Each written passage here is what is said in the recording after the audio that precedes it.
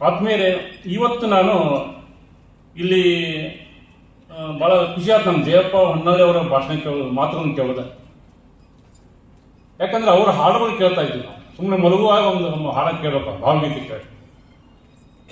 ಅದು ಯಾರು ಪ್ರಚಾರಕ್ಕೆ ಹೋದಾರಲ್ಲ, ಅವರ ಕವಿತೆಗಳು ನಮ್ಮ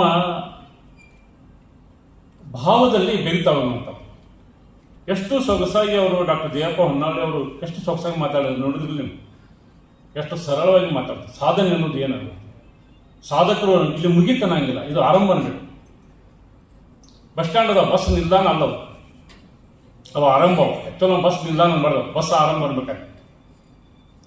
ಯಾವುದೇ ಬಸ್ಸನ್ನು ಇವತ್ತು ನಿಮ್ಮೂರಿಂದ ತುಮಕೂರಿಗೆ ಬರುವಂಥ ಬಸ್ಸು ಪ್ರತಿ ಬಸ್ ಸ್ಟ್ಯಾಂಡ್ ನಿಲ್ಕೊತ ಬರ್ತಾ ಅದು ಆರಂಭ ಆಗ್ತಾ ಇದೆ ಮತ್ತು ಚಲಿಸ್ತಾ ಇದೆ ಅಂತ. ಅದಕ್ಕೆ ಬದುಕನ್ನು ಇಲ್ಲಿ ಸಾಧಕರಾದವರು ನಿಲುಗಡೆ ಇರಬಾರ್ದು, ಅವರು ಸದಾ ಚಲಿಸ್ತಾ ಇರಬೇಕು ಮತ್ತು ಕನಸುಗಳನ್ನು ಕಾಣಬೇಕು.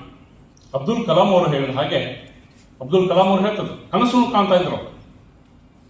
ರಾಮೇಶ್ವರದ ಸಮುದ್ರ ದಂಡೆಯ ಮೇಲೆ ಅಲ್ಲಿ ಹಾರುತ್ತಿರುವಂತಹ ಹದ್ದುಗಳನ್ನು ನೋಡ್ಕೊಂಡು ನಾವು ಯಾಕೆ ಈ ರೀತಿ ಹಾರಬಾರ್ದು ಅಂತ ಕನಸು ಕಾಣ್ತಾ ಇದ್ರು. ಮುಂದೆ ಅವರು ಬಹಳ ದೊಡ್ಡ ವಿಜ್ಞಾನಿ ಆದರು. ಅಷ್ಟೇ ಅಲ್ಲ, ರಾಷ್ಟ್ರಪತಿ ಆದರು. ಬಹಳ ದೊಡ್ಡ ವಿಜ್ಞಾನಿ ಅವರು, ಮೂಲತಃ ದೊಡ್ಡ ವಿಜ್ಞಾನಿ ಅವರು. ಕನಸುಗಳನ್ನು ಕಾಣಬೇಕು, ನಾವು ಕನಸುಗಳನ್ನು ಕಾಣಬೇಕು.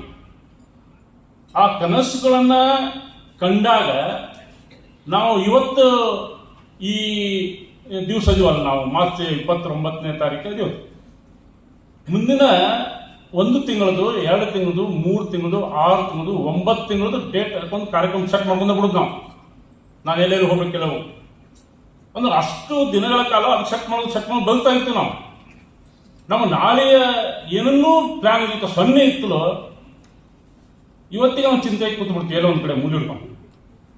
ಅಂದ್ರೆ ಸಾಧಕರಾದವರು ಚಲಿಸ್ಬೇಕು, ಹೋಗ್ತಾ ಇರಬೇಕು.